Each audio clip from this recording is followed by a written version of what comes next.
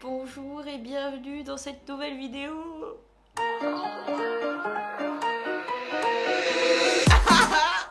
Salut. Pour ne rien vous cacher, j'ai eu beaucoup de mal à faire cette vidéo parce qu'en fait c'est un échec. Ceux qui suivent de près mes vidéos YouTube, vous vous êtes bien rendu compte, je suis en train de me beurrer la biscotte, enfin la tranche de pain. Enfin, ceux qui me suivent de près sur YouTube, vous avez bien dû vous rendre compte que je n'ai pas été assidue comme prévu sur mes vidéos. J'étais censée vous en faire 2 par semaine et malheureusement, j'ai pas du tout réussi à suivre le rythme. Je ne fais plus les réseaux à 100%, donc j'ai beaucoup moins de temps pour le faire. J'ai été acceptée dans une école de cinéma, ça me prend 3 jours par semaine. Je vous présente sincèrement mes plus plates excuses de vous avoir donné peut-être une fausse joie, sauf si vous vous en foutez. Je me suis pas rendu compte de la charge de travail, d'ailleurs je respecte énormément ceux qui y arrivent, donc je préfère m'arrêter à une vidéo par semaine en fonction de mon emploi du temps, de mon rythme et de l'évolution. Ça pourra peut-être bouger un peu, peut-être que je pourrai en faire plus, peut-être qu'il y a des semaines où je pourrais pas en faire. En tout cas, j'ai pas envie de forcer un rythme que j'arrive pas à tenir. J'espère que vous m'en voulez pas. Waouh. Merci de votre compréhension pour ceux qui restent et pour ceux qui partent, je comprends totalement. Libre à vous.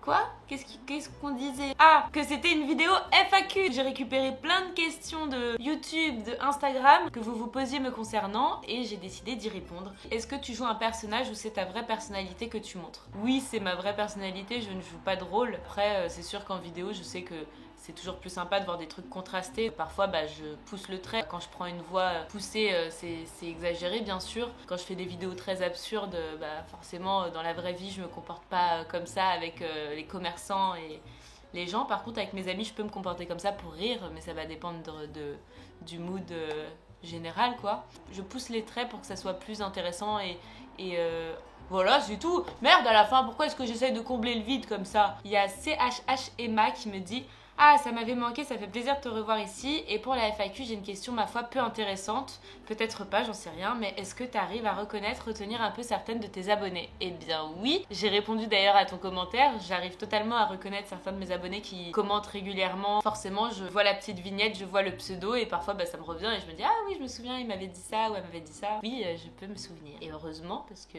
vous me donnez du love, alors il faut que je puisse vous en donner aussi en retour. Inexplicable dit: trop bien, pour la FAQ, es-tu en couple? Quelle est ta destination de rêve? As-tu un gossip à nous révéler sur le monde de l'influence? Je vais répondre à ces questions dans le désordre. Les commérages et tous ces trucs-là, je t'avoue, ça ne m'intéresse vraiment pas. C'est pas quelque chose qui me porte. Du coup, j'ai rien, je suis désolée.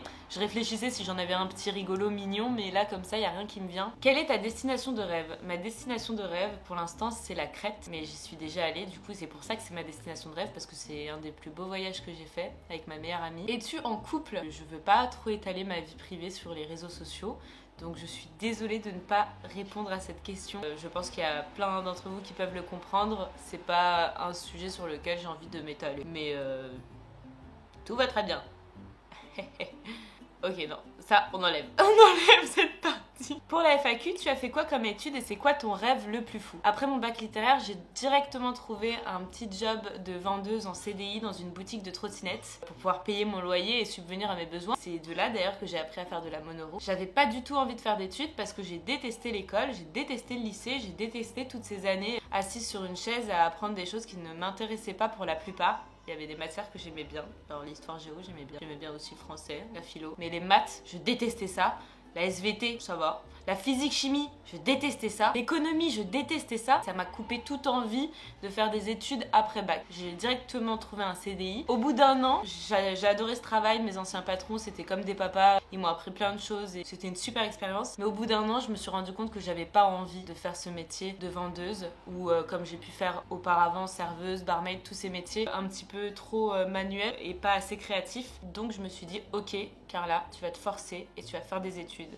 Je me suis inscrite dans une licence de développement web et finalement au bout d'un an, pareil, je me suis rendu compte que c'était pas ce qu'il me fallait, que j'étais pas bien là-dedans. Donc j'ai arrêté et je me suis dit: bon ok, maintenant je fais quoi? Il faut absolument que je trouve quelque chose d'autre pour l'année d'après. J'ai dit bon j'ai qu'à faire un BTS, c'est des études qui sont courtes. Qu'est-ce que je pourrais faire? J'ai été faire de l'immobilier, un BTS immobilier. Je ne sais pas pourquoi, clairement, j'ai fait 1 an, j'ai validé mon année et pendant la période de confinement, j'ai commencé à faire des vidéos sur TikTok et j'ai fait à fond des vidéos TikTok parce que je m'éclatais, je m'amusais trop. Il y avait des marques qui commençaient à me proposer de faire de la publicité pour eux, donc je pouvais commencer à gagner ma vie avec TikTok et je me suis dit bon, je sais pas ce que je veux faire au niveau des études pour l'instant, je vais me concentrer sur ce que j'aime faire, des vidéos, et je me suis concentrée à fond et c'est là que du coup j'ai commencé à en faire mon métier depuis 2 ans maintenant. Voilà, c'était une longue histoire. Ouais.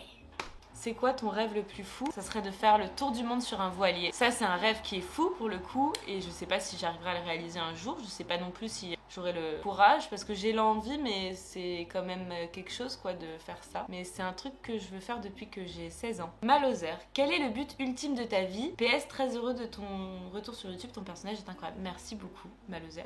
Mon but ultime dans la vie, c'est trop bête. Enfin, bête, non, c'est pas bête, mais mon but ultime, c'est d'être heureuse à 100%. Je sais qu'on peut pas l'être vraiment à 100%, mais c'est d'être au moins autour de 80 à 90% tout le temps, quoi. C'est ça mon but ultime. Du coup, je suis à la recherche du bonheur constamment. Le plus important, c'est de vivre au jour le jour. Ça, c'est un truc que je me répète tout le temps, parce que de stresser pour le futur ou de trop marmonner sur le passé, mauvaise idée. Concentrons-nous sur le présent. Où te vois-tu dans 5 ans? YouTube, TikTok, film, voix off. En rentrant dans une école de ciné d'acteur, on se doute bien que le but, ça serait de décrocher des petits rôles ou des gros rôles, peu importe.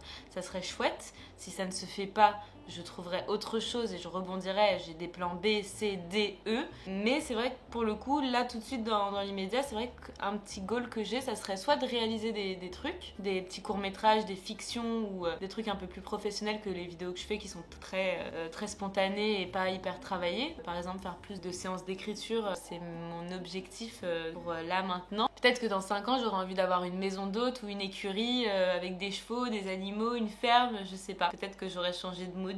T'as fini ta sélection de nouveaux amis, je veux bien en être un moi. Alors, très bonne question parce que c'est un sujet que j'ai plus du tout abordé. À un moment donné, j'ai fait des lives sur TikTok où je cherchais des potes, des potes à la compote parce que j'avais écrit à des copines, elles m'ont pas répondu sur le moment et je me suis dit bah si mes copines me répondent pas, j'ai qu'à me trouver des nouveaux amis. Donc j'ai fait un live où j'ai essayé de trouver des amis en ligne. Voilà, donc je vous ai demandé de m'envoyer des candidatures d'amis. C'est super bizarre de faire ça, j'en suis consciente avec le recul maintenant. Et j'ai essayé de faire une sélection mais il y avait trop de mails du coup. Je me suis complètement perdue dans cette sélection. Je sais pas, sur le moment, j'ai cru que c'était une super idée puis après coup, je me suis rendu compte que j'arrivais pas à suivre non plus. Donc je suis désolée pour cette histoire de POC-POT. Peut-être que ça reviendra un jour, peut-être que j'arriverai à mieux organiser ça, mais ça m'a complètement dépassée. Quel âge as-tu? Alors avant que je réponde, mettez-moi l'âge que vous pensez que j'ai en commentaire. Je pense que ça peut être intéressant de savoir. Pour moi, je suis curieuse de savoir. Je vous laisse quelques secondes. 1, 2, 3. J'ai 23 ans.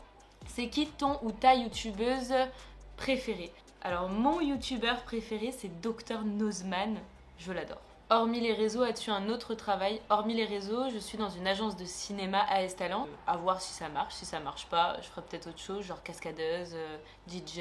Est-ce que tu comptes reprendre tes live Twitch? Je compte reprendre mes live Twitch. Je suis en train de faire installer un setup, un bureau pour pouvoir faire au moins un live par semaine. C'est d'ailleurs une des raisons pour lesquelles je pourrais plus tenir les 2 vidéos YouTube parce que avec mon école, Twitch, Insta, TikTok et tout ça, enfin bref, il a fallu que je fasse un choix et les live Twitch, j'avais trop aimé. J'ai pas continué parce que j'avais pas le cadre, enfin mon ancien appartement me permettait pas vraiment de le faire. Là dans celui-ci je peux, mais je vais faire une espèce d'installation un peu dans mon salon pour le faire. Je vais jouer à des jeux vidéo avec vous, on va faire plein de trucs, j'ai plein d'idées en tête, donc j'ai hâte que le setup soit installé. As-tu intégré une agence grâce à tes views sur TikTok ou cela avait démarré avant TikTok? J'ai intégré l'agence après, c'est-à-dire que je suis restée 1 an toute seule. J'ai eu un agent pendant 1 mois, mais ça n'a pas duré longtemps. Et avant ça, du coup, je gérais seule et ça allait, mais c'est vrai que les mails et tout ça, c'est quand même beaucoup mieux d'être encadré par une agence, surtout quand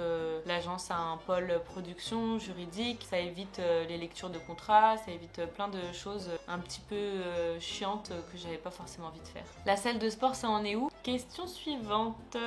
Est-ce que tu es toujours d'aussi bonne humeur ou c'est juste pour la caméra? Alors bien sûr que je ne suis pas tout le temps d'aussi bonne humeur, mais dans la vie aussi de tous les jours, j'essaye de garder cette espèce de dynamique et ce rythme positif. Surtout en ce moment, plus que par exemple cet été, j'étais pas très bien. J'ai eu un vrai coup de mou et là pour le coup, la bonne humeur était beaucoup moins présente. Elle était présente devant la caméra quand je faisais des stories parce que j'ai pas envie de partager des choses négatives. Mais non, du coup, je suis pas tout le temps hyper heureuse et j'essaye vraiment de l'être le plus possible. En tout cas, je fais pas semblant en vidéo. Enfin, ça m'est déjà arrivé, mais pas souvent. Comment vis-tu la négativité qui vient d'une toute petite partie de ta commu, mais qui est là tout le temps? La négativité? Bah j'avoue que je vois pas trop de négativité. Parfois je vois des commentaires pas cool, mais j'ai pas l'impression d'avoir encore pour le moment, c'est peut-être parce que je suis pas assez connue, mais j'ai pas l'impression d'avoir beaucoup de haters. Et quand j'en vois, souvent c'est des trucs constructifs ou alors c'est des trucs complètement débiles et du coup ça peut pas m'atteindre vraiment. Ce qui blesse c'est souvent la vérité, donc des vérités constructives, je dirais que ça passe mieux. Après oui, ça m'est déjà arrivé de lire des commentaires et d'être en mode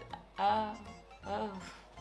Ah, ouais, des petites pertes de confiance, bah c'est normal, hein, c'est évident, on peut pas plaire à tout le monde aussi. Quand tu te couches le soir, t'es satisfaite de ta vie, heureuse, déprimée, angoissée? Ça dépend des soirs, mais quand je me couche, je ne pense pas forcément à ça en fait. Je pense juste à regarder un film, une série, me vider la tête de la journée et puis je suis pas du style à penser à ma vie le soir, sauf si je suis toute seule. Et en fait, je suis jamais toute seule presque, je suis tout le temps, enfin je suis très souvent entourée parce que j'ai du mal avec la solitude. Mais j'ai eu des périodes où j'étais assez angoissée, très angoissée même, et j'essayais de trouver d'où ça venait. Et en fait, je pense que c'est même pas une question de trouver d'où ça vient, il suffit juste de se dire que ça va passer quoi. Ça passe tout le temps. C'est normal de passer par là. En fait, il faut passer par ces moments qui angoissent pour se rendre compte quand on est dans les bons moments. Mais ça va globalement, je suis bien. Slash Poetum dit: si je passe dans ta FAQ, je me tatoue ton nom sur mon bras. J'attends la photo sur Insta.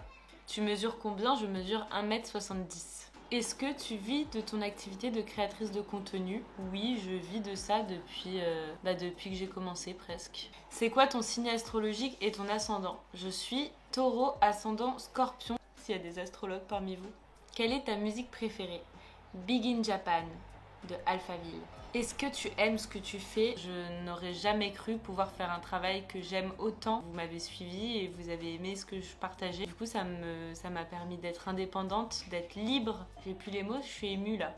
C'est grâce à vous. Enfin, c'est une séquence émotion là, oui. Oui, je crois qu'on est en train de partir dans une séquence émotion. Ok. Mais là, je parle à une caméra, du coup, c'est chiant, tu vois. Je sais que c'est grâce à vous, mais là, quand je parle à la caméra, je me dis, mais je parle à une caméra, mais vous êtes derrière. Vous êtes derrière. J'imagine qu'il y a des petits humains derrière qui sont là en mode, bah ouais, on t'a suivi, on t'a donné de la force. Et bah merci. Merci sincèrement. Je me lève le matin sans stresser de comment je vais donner à manger à mes chats. Comment tu as percé? J'ai fait des vidéos, il y a différentes vidéos qui ont marché. Il y a des vidéos où je cassais ma porte, des vidéos où j'utilisais de voix un petit peu bizarre. Et des vidéos où je vais opérer des dents de sagesse et j'ai fait plein de vidéos comme ça avec les joues un peu gonflées. Puis au fur et à mesure, plein d'autres vidéos, mais je sais que c'est les premières vidéos qui ont pas mal marché. Comment tu es devenue connue? Genre c'est quoi qui t'a fait débuter? Et ben c'est TikTok. J'ai commencé les vidéos TikTok pile à la période où les gens disaient que TikTok c'était pour les bébés, que c'était nul, que c'était la honte de faire des vidéos sur TikTok. Comme quoi, il faut vraiment s'écouter soi et ne pas écouter les autres. Parce que si j'avais écouté certaines personnes de mon entourage qui me disaient ah, tu fais des vidéos TikTok, la honte, enfin bref, des trucs de jugement. Si je peux donner un conseil dans cette vidéo, écoutez-vous et personne d'autre quoi. Est-ce que tu sais faire du yo-yo? Oui, je sais faire du yo-yo. Quand tu as commencé, tu pensais que tu allais percer autant? Pas du tout, mais pas du tout. Je pensais que... En fait, quand j'ai posté les vidéos, pour tout vous dire, pour vous raconter le cheminement qu'il y a eu dans ma tête, pourquoi j'ai posté des vidéos. En fait, je faisais déjà des vidéos que j'envoyais sur mon groupe Urban ou à mes patrons, à mes proches, sur des groupes d'amis. Ça m'arrivait d'en envoyer pour vider mon sac de mes émotions de la journée. Et mon ancien patron m'a dit mais Carla, tu devrais poster tes vidéos sur TikTok. Il m'avait dit de faire ça quand je travaillais pour lui et d'une certaine manière, je pense qu'il en avait marre parce que j'étais trop désorganisée, déconcentrée et peut-être que c'était une manière de me dire pars d'ici, je veux plus que tu travailles pour moi. Et en fait, je l'ai écouté 2 ans plus tard, après mes études dans le développement web et dans l'immobilier. J'ai suivi son conseil pendant que j'étais en formation d'immobilier et j'ai commencé à poster. Je me suis dit ah mais il m'avait dit que c'était bien de poster sur TikTok, ça peut être marrant d'avoir des retours sur ce que je fais. Et en fait, j'ai posté pour rire quoi, pour m'amuser comme ce que la plupart d'entre vous faites, de poster des vidéos pour déconner. Bon, il y en a qui espèrent en faire un métier et je leur souhaite que ça marche. Petit à petit, ça a commencé à prendre. Et j'ai pas forcément réalisé, je savais même pas, sincèrement, je n'avais pas idée que je pouvais un jour en vivre. Pour moi, c'était du divertissement. J'avoue que c'était une super belle surprise de voir que je pouvais vivre de ce qui m'amusait. Est-ce que tu as définitivement arrêté les vidéos avec la porte? C'est pas définitif, j'ai envie de me renouveler et j'ai pas envie de faire tout le temps les mêmes trucs, mais je pourrais très bien la recasser un jour si l'envie me prend, parce qu'il faut avoir envie de casser une porte. Faut pas le faire juste comme ça pour casser une porte, faut avoir l'envie. Merci d'avoir regardé cette vidéo. J'espère que ça vous aidera à me connaître un petit peu plus. N'hésitez pas à poser d'autres questions en commentaire si jamais j'ai pas été claire sur un sujet. À bientôt, j'espère que vous pourrez me suivre sur Twitch du coup, parce que c'est vrai que j'en profite de faire cette vidéo pour vous l'annoncer. Je vais bientôt faire plein de live Twitch. N'hésitez pas à me suivre aussi sur Instagram, je fais des stories tous les jours. Merci d'avoir pris le temps de me poser des questions. Ciao bella ragazza. Bisous bébé. Je sais pas lequel je vais mettre en fin. Au moins j'ai le choix. Bisous.